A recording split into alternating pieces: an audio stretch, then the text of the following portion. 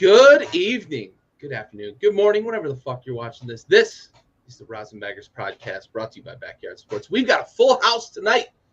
Stove, welcome back, bud. Last week off, and Ty's had a couple of weeks prior that he had some commitments. We've got everybody in house tonight. How you doing, Stove? Doing good, bud. Doing good. You know, Cubbies are taking some from the Mets there. Yes. Pujols still hasn't hit 700. I'm doing good, bud. Knew that was coming. Oh, Ty, welcome back. More history that we'll get into in closing thoughts coming to us from the St. Louis Cardinals. It's like you watch a Cardinals game, and every night they're breaking MLB records left and right because, they do have three guys in their 50s that are playing baseball. I was going to say, they've got three of the oldest guys in baseball. Another record broken. More on that in closing thoughts. Go Cards. They are up on the Brew Crew trying to put this playoff race to bed in the NL Central and just go sliding into the postseason like I slide into most chicks' DMs. Well played. Very smooth. Love it. Love it. All right. Well, let's kick things off here and let's talk review from last week. All right. Ty and Stove, you guys were both on the Red Sox and the Orioles. Really good series here. Talk to me about it. What do you guys take away from this one? Go ahead, Ty. Yeah, Ty, go ahead. Sorry, I kind of just threw that out there. No big deal. I'll do takeaway here in just a little bit. Let's first get kind of the rundown, the recap for the Friday, Saturday, Sunday series. Gunnar Henderson, one of the young guns for Baltimore, on Friday hits a bases loaded single to cap off a Baltimore rally. The Orioles get by the Red Sox 3-2. Saturday was a pretty depressing setback if you're a Baltimore fan. But for me, it was more of a look at, God dang it, what could have been if you were a Boston fan, if that offense just clicks on a consistent basis like it did on Saturday.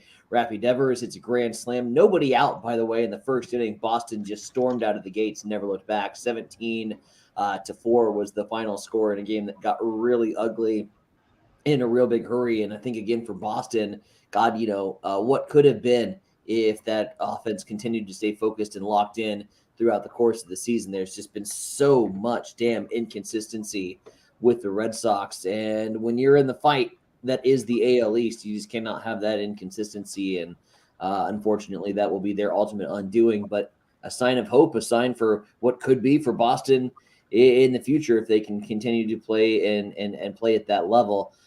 Sunday, unfortunately, the O's continued to fade away. Rich Hill pitches 5 scoreless.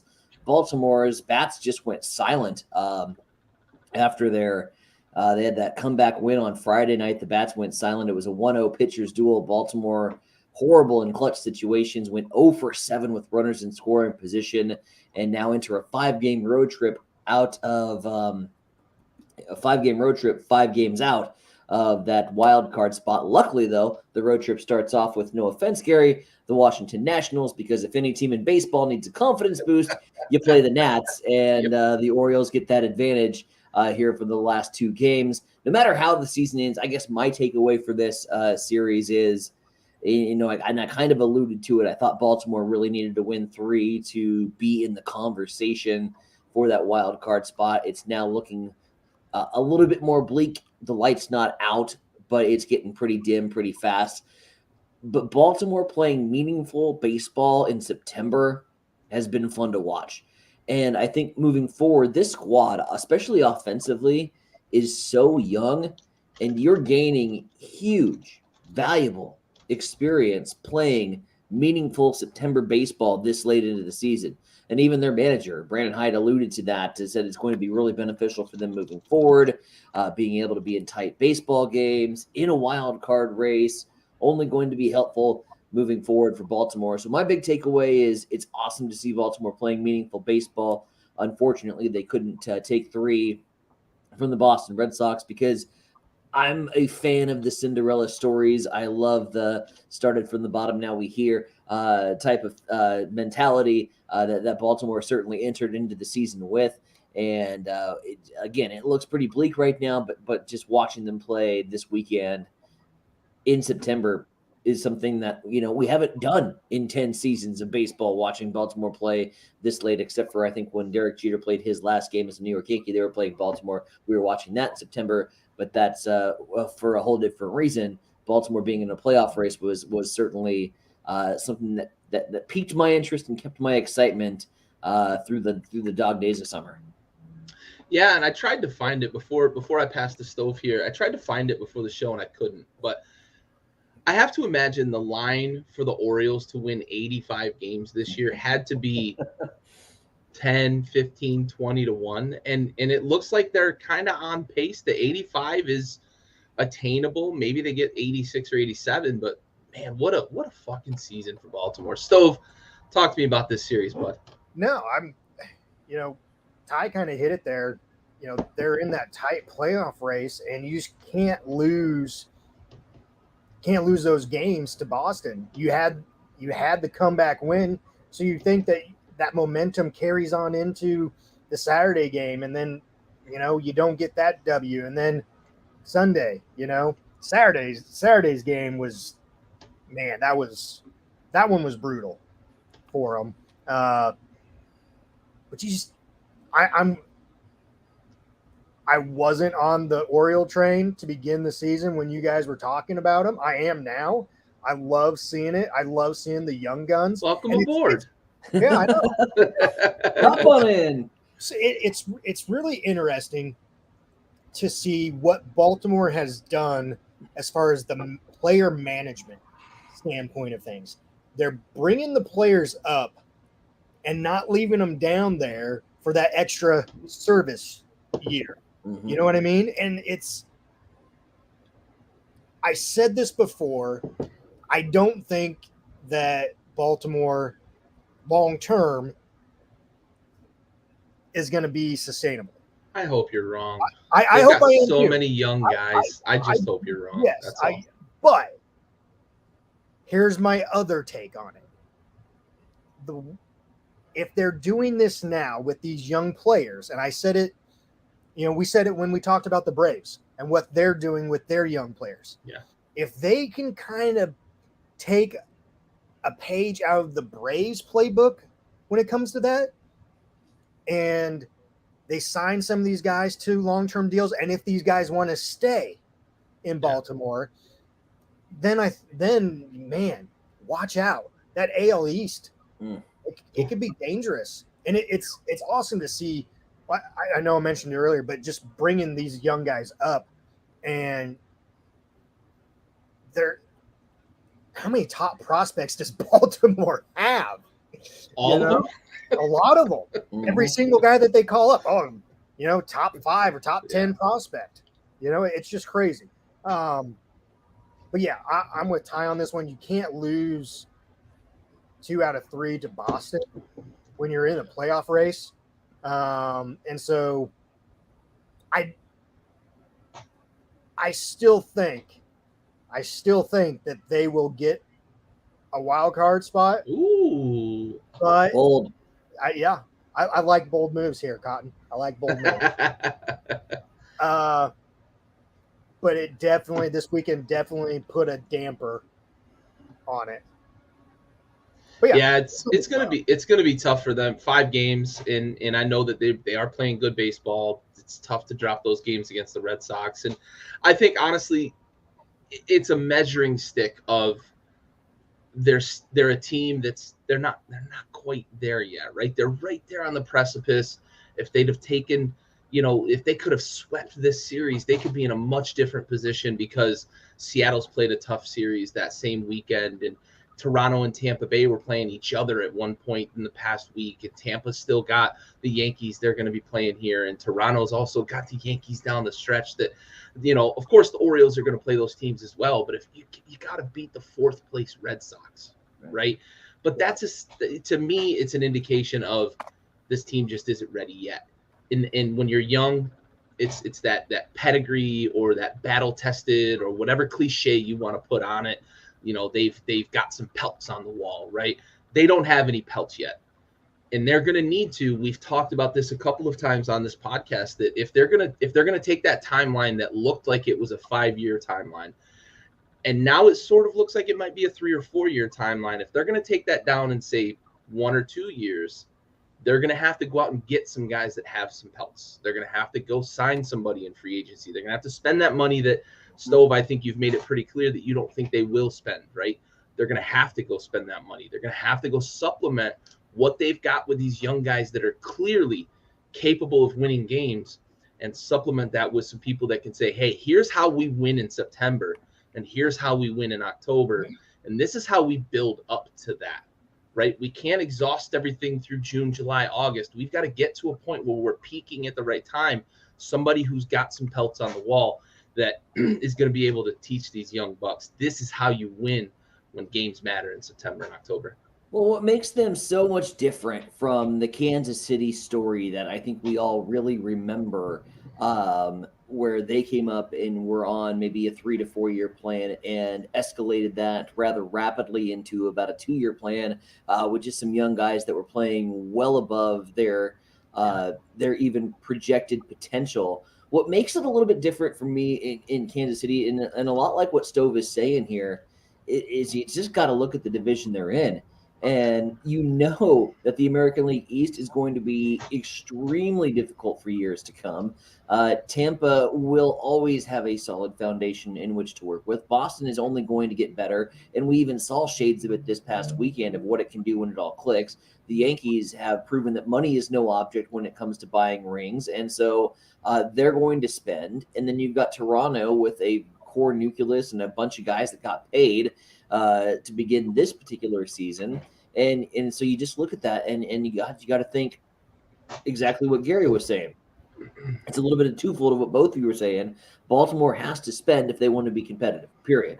Baltimore has to spend if they want to take this 2-year plan and turn it into a 3 to 4 year plan. And it'll be interesting to see what they do in the offseason. Right now, again, I'm not on Stove's big, bold plan of Baltimore making the postseason this year, but I think they had a hell of a run at it. I'd love to see those young bucks in the playoffs this year for sure. It's a tall mountain to climb, but I'd love to see them climb it for sure. Couple of quick notes here before I review my series. It's Ty, you mentioned some history. Here's some history tonight. Vlad Guerrero Jr., with his first swing of the bat tonight, became the youngest Blue Jays player ever to hit 100 home runs. And Julio Rodriguez stole a base tonight to join the 25-25 club. And he's got time to potentially get to the 30-30 club. I know he doesn't steal bases all that often, but you got to think with, what do they have, 20-some, 30-some games left. I think Seattle's a little ahead in terms of games played, but got an outside shot. 30-30 would be awesome to see for a rookie especially. So absolutely. All right. Back to our review, and yeah, that picture says it all, essentially, for there he is. This series. And sort of, my dad's a Braves fan, and I want so badly for Kenley Jansen to just fucking be better than he is. Figure it out. But he's fucking not. And I said this when he was a Dodger. I used to fucking rag on him on Facebook. And then the Braves signed him, and I've said it multiple times this year. How the fuck is he still a closer in the major leagues? A series that they split, right? Morton gets the win in game 1 in a 6-4 game. Nice, tight pitcher's duel there. Jensen actually comes in and gets a save in that game. Game 2, Kirby gets the win. Seattle wins. I think that one was 2-1 or 3-1. Let me double check here. That one was 3-1. And Kirby gets his 7th win of the season. Max Fried pitched really well. They just couldn't get enough runs off of Kirby. And you go into this rubber match of the series, and what a fucking 9th inning. Wow. The Mariners build a 3-run lead going into the top of the 9th, and the Braves grind out 5 runs and give Jensen a 2-run lead. Like, you didn't have a 1-run lead. You had a 2-run fucking lead. Just don't fuck it up, bud. Go out there, throw strikes, get people out. Instead, we get the fucking roller coaster that is Kenley Jansen. And he blows the lead. Mariners take 2 of 3.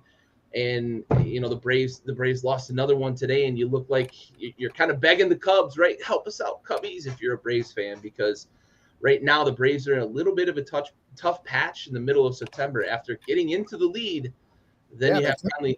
They did. Yeah. They had it. They had a They lead. had it for a day. Yeah, and they gave it right. And I don't. It's too late, right, for them to figure out the closer role. They've No, just it's not too late. they I'm, as I'm, I'm with Stove. who do you Anyone but fucking Jensen. Anyone. maybe I mean maybe they've got Matzik there, but they love him in that setup role. Maybe it's time to roll the dice with him in the closer role. Move Jensen to the setup role. Possibly. I don't think you move Jensen anywhere. I think you move Jensen to the bullpen, and have him maybe in extreme innings. cases. But listen, there's not a shadow of a doubt. Atlanta's going to make the postseason. Sure. I don't think if they get into a save situation in a postseason game where wins are at a must, that they roll out Kenley Jansen. I think Matzik comes and takes saves for Atlanta. I think they extend that role a little bit. They find somebody to come in and do the eighth. But right now, if I'm Atlanta, and I'm not, but if I'm Atlanta, I have no more faith, no more trust. He has burned them way too many times. This is a team that probably should have won 96, 98 games already, and they've only sitting at 88. And one of the big glaring factors has been that closer role, has been Kenley Jansen. And you're right, he did it in LA. He did it with the Dodgers. That's why the Dodgers shipped his ass to Atlanta faster than you could say. Atlanta. Yeah. We'll pay for his ticket. Yeah, let's get him on. Get him out. I don't think Kenley Jansen makes an appearance in the postseason in the closer role. He may make an appearance in the bullpen at some point in the down the road, but I don't think you put him in meaningful, stressful situations. And right now, I'll go all the way back to Rick Ankiel. I think it's a head case scenario right now. I think it's in his head. I think he gets into those situations and all of a sudden you got a runner on and then it's deer in the headlights. Oh no, here we go again. And you're right back to your bad mechanics that got you in this hole in the first place. And he hasn't figured it out. With two winning baseball franchises, he hasn't figured it out. And I think the clock's ticking on the closer time for Kenley. So I like what you said in terms of in the postseason, Matzik's the guy, right? You got to win the game. Down the stretch here in September, I don't think you can make the move yet. Yeah, you have to. I don't think you can though. I don't think you want to wear Matzik out right now, right? I mean, hear me out a little bit. I think you save Matzik until October. No, give him a couple outings. Would you move him to the closer role right now? Yes, absolutely. I wouldn't make it full time. No, but I would give him a couple opportunities to get used to and comfortable in that role. Okay. Hey, listen, I've got a soft spot for the Braves because I've said it several times. One, I grew up a Braves fan. Maddox, my pitching windup was Greg Maddox's windup when I was a pitcher. But my dad's also still a Braves fan. I've kind of switched teams here, but they've got to figure it out. This is not – you can't win in October if your closer comes in and he's a fucking circus show. And they thought last year that Will Smith was an issue. Jensen's a bigger issue than Will Smith ever was in Atlanta. At least Will Smith could rely on that 98-mile-an-hour fastball. Kenley doesn't throw that hard. He's got the cutter, and if he's not spotting that cutter up, Ty, you mentioned the mechanics. If he's off at all, that cutter's not spotting up, it's so hittable at 93 belt high, and you see these guys just pelting it all over the field. So I fully support the Matzik move. My statement about that it's too late was more of a regular season thing, and you've got to do whatever you can to win in the postseason. But I think I'm with you guys, right? If they're willing to make the move now, give them a couple of spots in that closer role. Maybe you get Matzik comfortable before the postseason. I think you certainly have to prepare for it. You have to prepare for that being a possibility in the postseason, that the wheels just fall off the bus on your closer and he can't get the job done, and so you have to turn to him. Yeah, absolutely. And it just so happens my Cubs are going to sweep the Mets. Yeah, the Mets are doing what I said they would do. So take it here, Braves. Take it. So. Yeah. All right, let's look ahead to next week. All right, you guys, or Stove and I are on the Orioles and the Jays. Another big series here in the playoffs. And Stove, you have to feel like Baltimore is going to take at least 2 of these, right? Because it's a 3-game series, if I remember correctly. Yes. Yeah, it's 3. Friday, Saturday, Sunday series. Baltimore's got to take at least 2, right? Because Tampa's one of those teams in front of them. Are they going to sweep this and get right in it? They're sweeping them. They're sweeping them. I'm calling it right now. They're sweeping them. And here's the this is the good thing here. Okay, you got 3 teams within a half a game for the AL wild card. Yep. Tampa Bay is one of them. Yep. Baltimore is 5 games back. Baltimore, I think, is winning right now. They're up on the Nats right now. Yep. Yes. I didn't look and see what the other guys were. 5-2 last I knew. The Jays were up last I knew. I'm not sure about the Tampa score. Well, let's just look here. Orioles 6-2, Jays 5-1, and Rays lost. Jays 5-1 final. Yeah, over the Rays. Yep. Okay. So that helps. Yeah, my dad says, Stove, get the broom out. Yeah, baby. I'm here to help you. I'm here to help. Okay? Here to help. Baltimore's going to sweep it. They're going to get the broom out. They're going to sweep the Jays. They're going to be right back in that wild card playoff picture. Even though, okay, I'm still not bagging here on my World Series winner because I picked the Blue Jays at the beginning of the season to win the World Series. Okay, Blue Jays will also make the they're going to win a lot of games down the stretch, just not these ones. Just not these. Baltimore's going to get these games. And I'm, it's going to be a confidence booster for those young bucks. It's going to be a confidence booster, and here's the nice thing about having it's a kind of a double-edged sword here too. Okay, having as many young guys that you have on your team, they don't give a fuck. They'll go out there, they'll play, this and that, win some ball games, beat some good teams. They're not jaded yet. Yeah, they're right back in there. Okay, they're right back in there. The downside to that as well is they're young guys. They may not understand some certain situation, where it comes time for that playoff baseball, and they might try to overcompensate for things. Pick your cliche, right? Yeah. So, but no, this weekend it's all about the O's, baby. Yeah, I wanted to see pitching matchups, but none of them have been announced yet. So no. I think we're in a situation here where both of the rotations are they had a spot starter and it's up in the air. So don't know yet what the pitching matchups look like. But if Baltimore can go into the Rogers Center and take 3 from the Jays, then they follow up at home against the Tigers.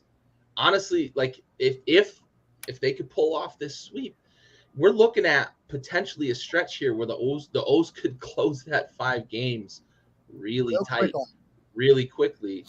And you're looking at who the Rays are playing, and the Rays have the Rangers, who have been playing up and down baseball, could steal a game or 2 here, and then the Mariners have had a tough stretch, but they're going to get a little bit of a respite with the Angels after this Braves series. But you're looking up in the standings, and you're playing the Jays, who are right in front of you.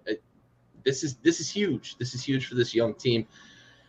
I don't have them sweeping, but I'm looking at we take 2 of 3, right? If we're Baltimore, we take 2 of 3, and we look ahead to what comes next, because you got the Tigers, right, immediately after this series. And then, later in the month, you're looking at a couple of you've got the Tigers, then you've got the Red Sox again for another 4-game series. You can get a little revenge there after this little 2-game stint with the Nationals, but you're sandwiching that with the Astros and the Yankees. All right, so these are games against the Jays, the team that is right in front of you in the standings that you have to get. I like potentially the matchups. If it shakes out, I believe the Jays are going to be on the back end of their rotation. and the Orioles are going to be closer to the top end of the rotation, but nothing's been announced yet, and who knows kind of where that shakes out and how they're going to play it out. But these are games you got to get. I've got them taking 2. I like the Orioles staying in this race. The sweep is going to make this really interesting if they can get that sweep, though, bud. Let's go, O's. All right, Ty. Twins, Guardians. A slightly less exciting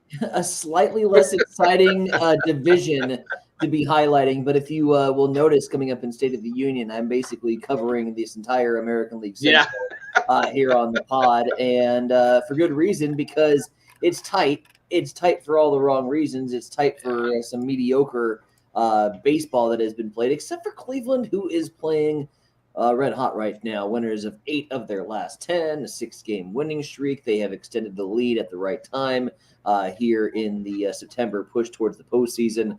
Guardians playing really good baseball. You talk about must-win series, and we had one. I will stand by it. It was a must-win series for Baltimore this past weekend against the Red Sox. This is a must-win series on the road, nonetheless, for the Minnesota Twins, who enter at 5.5 games back of the Cleveland Guardians. The Twins have been so up and down, so inconsistent, so right in line and in step with the rest of this American League Central. Again, more on that coming up in just a little bit on the State of the Union. But for me, Cleveland is playing so good right now. It's hard to see Minnesota coming up. The pitching matchups, taking an early look at those, there was 2 of them that had been released. Both of those favor Cleveland. And I could see Cleveland putting some real distance on Minnesota and almost knocking, if you will, Minnesota out of this entire picture over the course of this weekend. And I think that the 3-horse race in the American League Central, let's speak words, will be a 2-horse race by the time that this series is done. I see Cleveland taking 2 of 3 from Minnesota and furthering that gap to 7.5. And maybe even a little more, which with 20 games to go, 7.5 is a huge hole to climb out of if you're Minnesota. Can't see the Twins getting back into the playoffs after this weekend. I've got the Guardians taking this series at home. Cleveland is a tough place to play, especially when they're playing good, meaningful September baseball. The fans are excited about it. They don't have a football team to be excited for, so they're going to be all up in arms over at the baseball stadium, which used to be Progressive Field. I don't even know what the hell they call it anymore. Cleveland, 2 of 3 over Minnesota. Hey, that changes things, right? That, as you said, it eliminates Minnesota, right? Kind of, in essence, eliminates Minnesota. 20 games, seven game difference in the standings. That's tough. That's tough for sure.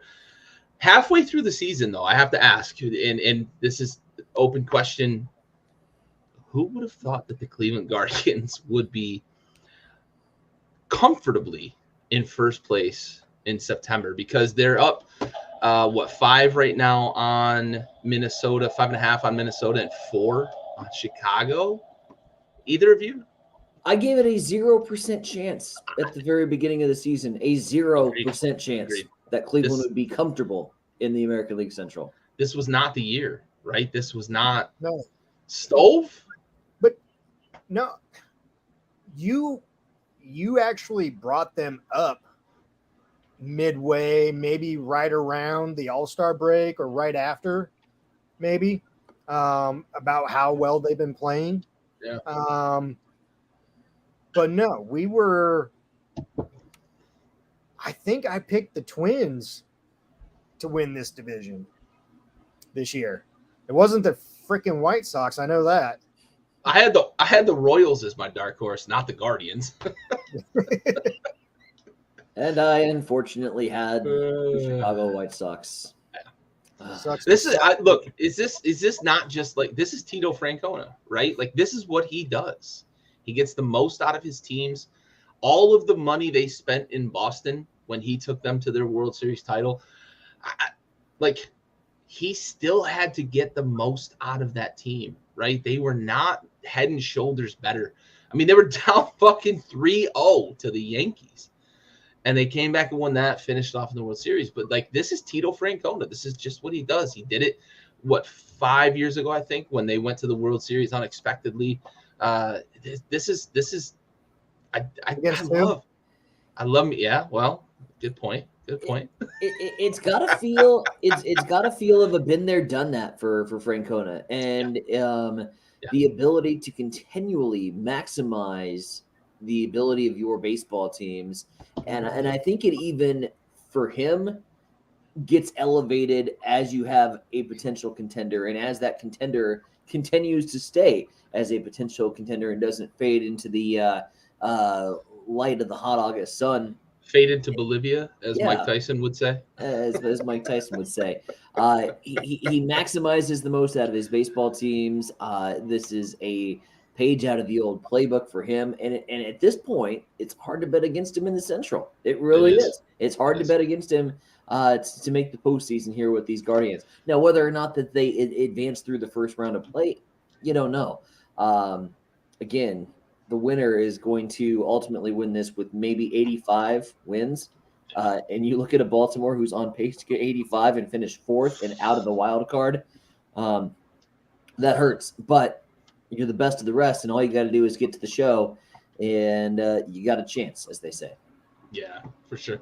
Look, name to keep in mind for years, Tristan McKenzie has pitched so well for a rookie. Good grief. I know he's not going to win AL Rookie of the Year, but if he's not mentioned in the end of year summation about what young talent there is in the AL, somebody's doing something wrong, because that dude he's ace potential. And if they can keep Bieber around and have McKenzie, this team could have a 1-2 punch that could really make some noise in future years. I don't think they're going to make noise in this postseason, but they've got to get a little more offense, but they've got a 1-2 punch there with Bieber and McKenzie potentially for years to come.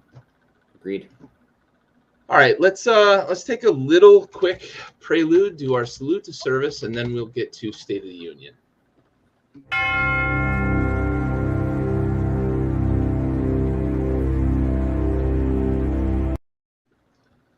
All right, tonight's episode goes out to Aviation Electronics Technician Second Class, Slayton Richard Saldana. Died July 30th, 2019, serving during Operation Freedom Sentinel. This one, a little close here. He was from Manassas, Virginia, which is actually where I live. Declared dead following a man overboard incident on board Abraham Lincoln, USS Abraham Lincoln, CVN 72 in the Arabian Sea. He was assigned to Helicopter C Combat Squadron 5, part of Carrier Air Wing 7, assigned to the Abraham Lincoln Carrier Strike Group. Aviation Electronics Technician Second Class, Slayton Richard Saldana. This episode goes out to you. We have to watch.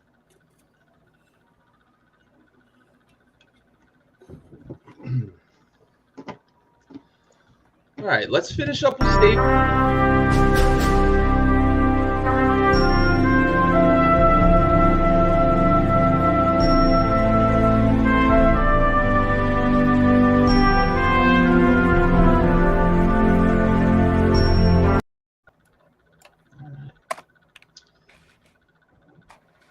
All right. So we got Stove, you took Trout? No, you took Trout. I took Trout. Okay. I thought I did, but I also was bitching about Kenley a minute ago, so I fucked this up. Stove, I'm going to pass your way with Kenley Jansen, though. Well, I think we all said it already, so we don't really need to reiterate everything we said, but... You suck, Kenley! Yeah, you suck. Braves need to make a change, and they need to make it ASAP. So... You can't, when you're in, you don't want to be a wild card team. You want to have that division championship. Make the change.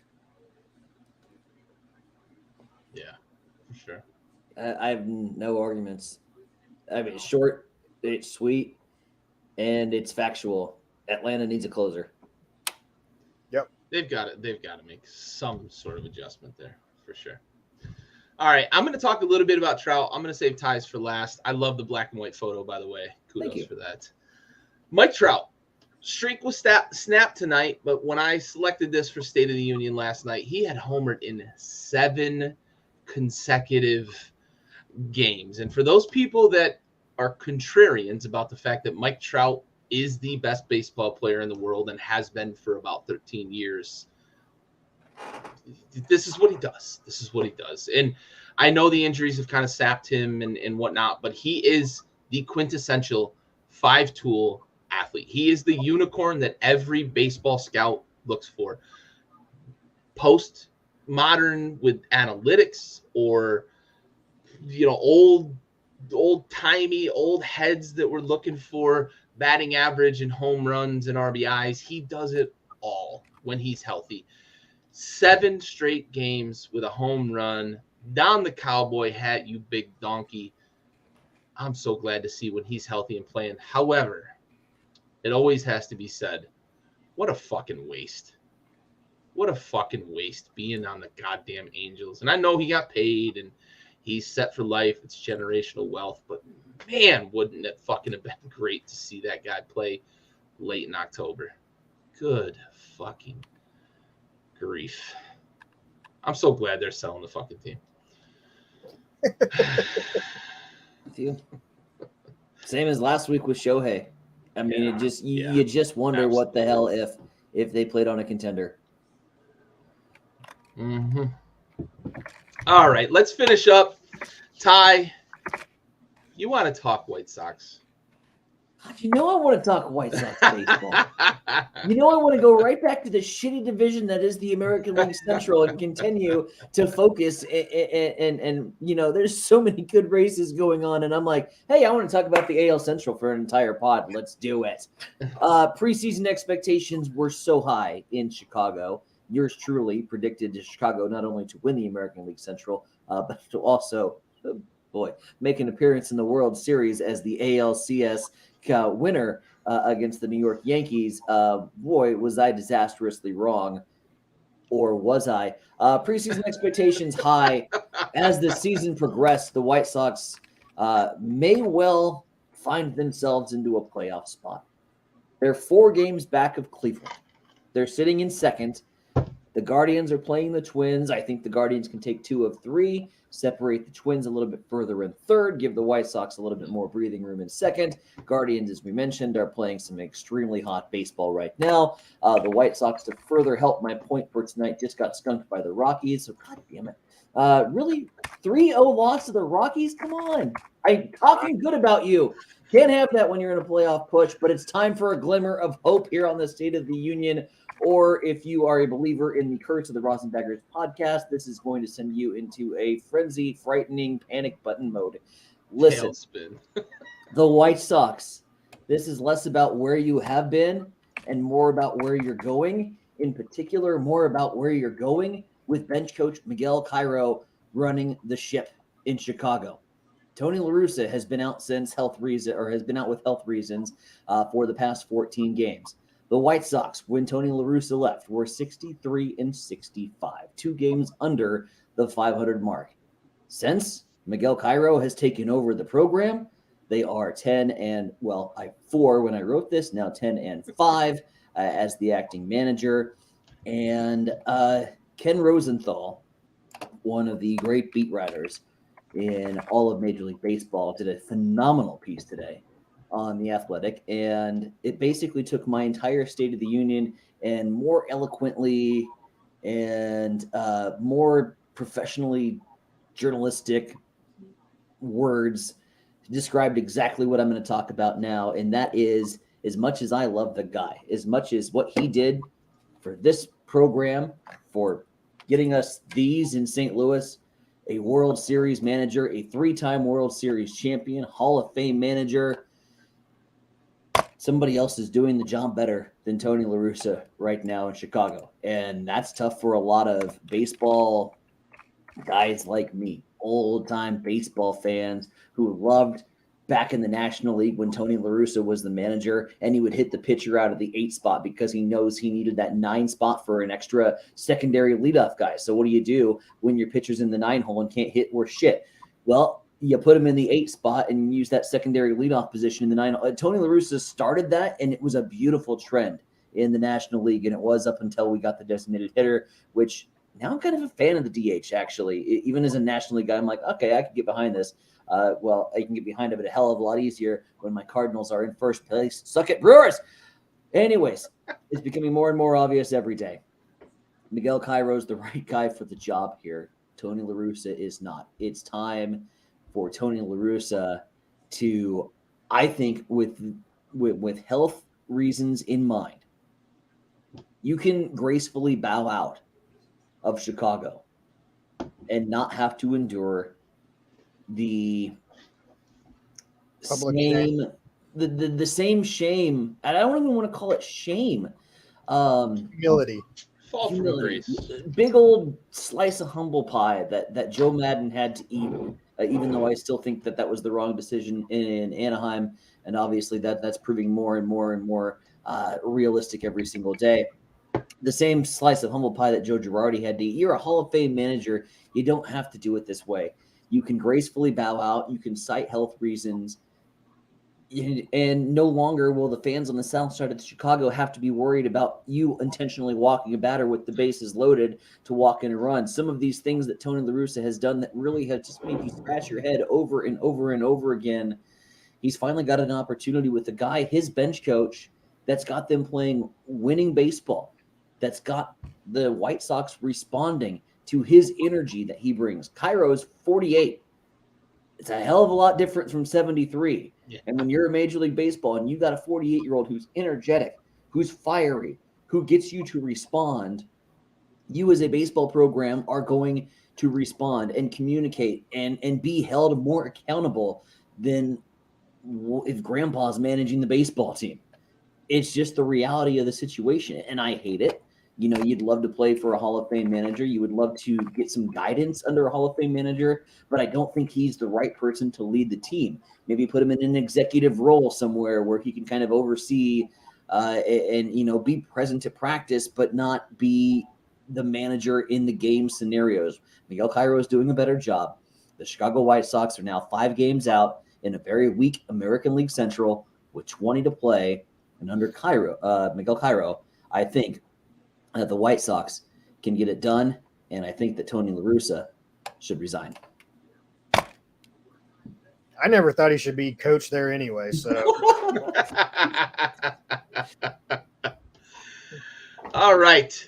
Closing statements. Stove, what you got for him, buddy, as we close in on postseason baseball? You guys can laugh at this all you want. We don't need to make a big deal of it. I'm going to make a big deal of it right now. The Yankees are going to become a wild card team. Oh, I love that. I love that because I think it's going to happen. Honestly. Yep. I think it's going to happen. They're a bad baseball team. They've had a shitty 1.5 months. Yep. They're playing the Red Sox right now. They're winning, but they're going to become a wild card team. Yeah. They've got a tough schedule down the stretch. They've got Rays, they've got Jays. They have at least, I think, one more series with the Orioles. It's not a cakewalk down the stretch for the Yankees. The bigger question is, does Judge do it? Does he pass the mark from Roger Maris? I'm gonna have it aside here, okay? Because I'm gonna tip my cap in respect to Aaron Judge on this because he's gotten the question several times over the last couple of weeks from the media. Do you feel like getting 62 is going to be the real home run mark? Yada, yada, yada. Listen, baseball writers, I've said this before, and I'm going to say it again. You can kiss the fattest part of my fucking ass about the fucking steroid era. Because, 1, Mark McGwire, Sammy Sosa, and Barry Bonds saved your fucking sport. Major League Baseball, Barry Bonds, Mark McGwire, and Sammy Sosa saved your fucking teams. You promoted the long ball. Greg Maddux and Tom Glavine had a fucking commercial about chicks digging the long ball. So, for those of you asking the question about whether 62 is the real mark, I'm going to take a greenie and remind you that's how Mickey Mantle played on a daily basis. That's how Roger Maris got through the pain that he was playing through.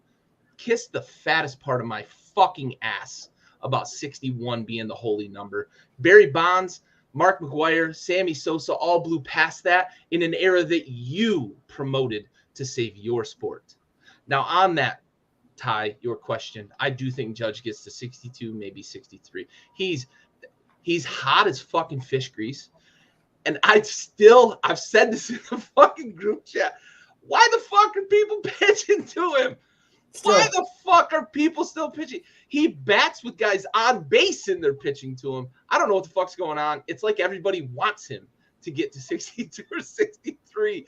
That's so disrespectful. And if I'm Aaron Judge, I continue to hit balls out of the park and just look at the pitcher like, what are you doing? What are you doing? Why are you still pitching to me, bud? Because nobody else in that lineup's fucking hitting. Give him 4, send him to first, and move the fuck on. Jesus. Judge hits his mark. Pujols does not. And Pujols only has less to go, buddy. It's all right, man. That's all right. You can think that way. Stove's entrenched. Pujols does not get the 7. And it's really weird because he was swinging so well when like nobody was talking about 700. And here's the thing with Albert Pujols was from the Cardinals' perspective. I'll give you the St. Louis Cardinals fan perspective. We could have cared less if he would have batted 125 all year long. It was just great to see him back in a Cardinals uniform. We knew he was going to retire at the end of the year. And I think that just being able to be present in the moment, knowing that you have no added pressures, you have no more contracts to renegotiate in the offseason, none of that added extra bullshit that goes on in baseball. Albert Pujols has thoroughly enjoyed this season, maybe more than any season he's ever played in the game. And I think that helped escalate him towards that 700 mark. But now that you're getting the daily questions, just like Judge is with whether or not his number is going to be more relevant than that of the summer of 98, you constantly bring up 700, 700, 700, 700, and then it gets just ingrained in your brain, and to the point where, he's trying for it now. And I think if you just relax and go back to where you were when you threw out 7 or 8 dingers in the span of 14 days, then you get that easy. But the more and more that the media hypes this up and pressures him on it, the less and less I think it's actually going to happen. It's hard. And Mark McGwire actually has talked about that a lot of times, that like when he got closer and closer to the number, the questions were something he started thinking about it more. And he went through that slump, right? And Sosa got close, and they thought that Sosa was going to pass him after McGwire hit 62. They thought Sosa was going to pass him and set the number. What a weird situation that would have been if the guy that broke the record didn't end up setting the single season record. But it was all the questions, right? Absolutely. And for sure. So yeah, definitely Stove 700 might be safe, maybe, but Pujols needs to go back and figure out what he figured out about 6 weeks ago. He said he figured something out. He needs to get back to that. 699. Speaking of historical marks, gentlemen. Here we go. Speaking of history in baseball, Gary, you mentioned it right at the top of the program. Vladimir Guerrero Jr. becomes the youngest Blue Jay to hit 100 homers. History is made with Julio Rodriguez being the fastest for the 25-25. Both of those marks may, in the very near future, I don't want to say very near future, but in the future, be broken once again. A mark that was broken tonight that I don't think we will ever see in our lifetime, in our kids' lifetime, in the kids that our kids have lifetime, ever again will we see 325. That is the number of starts that pitcher and catcher Adam Wainwright and Yadier Molina have shared together. 325 starts where they have been battery mates as a pitcher and a catcher for the St. Louis Cardinals. And tonight, with their matchup against the Milwaukee Brewers. They broke the all-time baseball record, which was held at 324. Make it 325. It may never be broken again. Yeah, that's a tough one. The way the sport is, right? Major league pitchers, they just don't make that many starts every year. Having a guy like Waino be able to make that many starts every single year, and the longevity of the catcher position. Yadi Molina, an absolute fucking stallion.